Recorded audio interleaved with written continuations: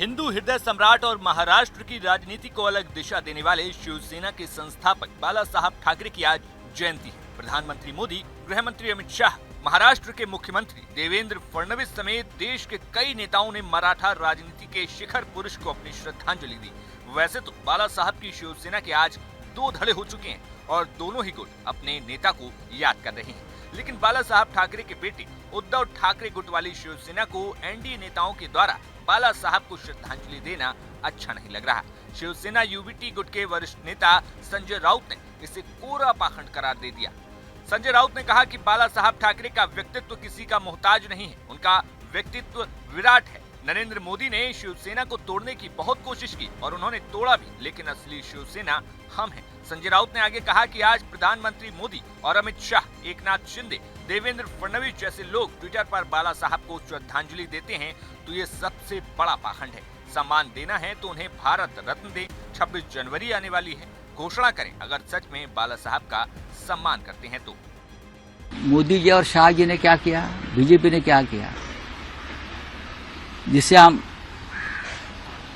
महाराष्ट्र की कवच कुंडले बोलते हैं, संरक्षक शिवसेना, उनको तोड़ दिया, अपने स्वार्थ के लिए तोड़ दिया, पैसे की ताकत पर तोड़ दिया, हाँ, पावर की ताकत से तोड़ दिया।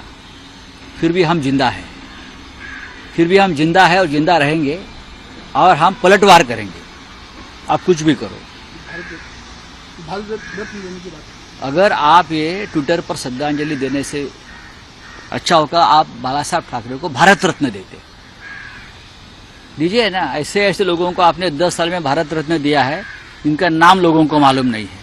लोग पूछते हैं ये कौन है, लेकिन आपके राजनीतिक फायदे के लिए रीजनल लोगों को भी दिया है, गांव के लोगों को भी दिया है, क्योंकि आपको वोट चाहिए।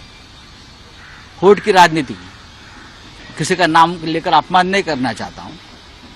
ये तो हिंदू हृदय सम्राट शिवसेना प्रमुख बाला साहब ठाकरे को भारत रत्न दीजिए। कल 26 जनवरी है ना, घोषित करिए। संजय राउत की मांग पर शिवसेना शिंदे गुट के नेता संजय निरुपम ने तीखी प्रतिक्रिया दी है। निरुपम ने कहा कि बाला साहब को भारत रत्न मिलना चाहिए, ये हम भी चाहते हैं, लेकिन उद्धव गुट तो बाला साहब के बताए मार्ग से ही भटक गया है। वो गुट बाला साहब वाली शिवसेना कहलाने लायक नहीं है। उन्होंने बाला साहब के विचारों को नहीं माना। निश्चित तौर पर बाला साहब इतने बड़े नेता हैं कि उनको भारत रत्न जैसा सम्मान मिलना चाहिए और हमें इस पर कोई ऐतराज नहीं होगा और हम भी चाहेंगे। लेकिन जो लोग इसकी मांग कर रहे हैं, जो बाठा वाले, उन लोग तो बाला साहब के विचारों को भूल चुके हैं।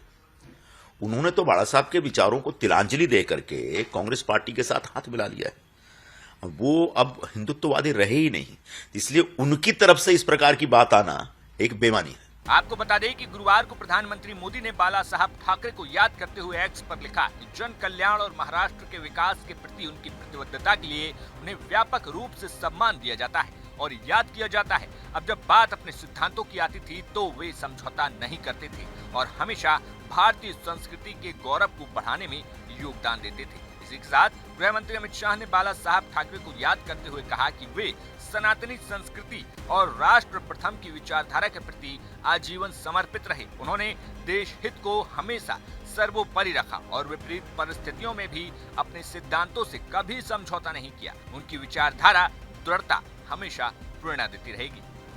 Bureau report, news nation.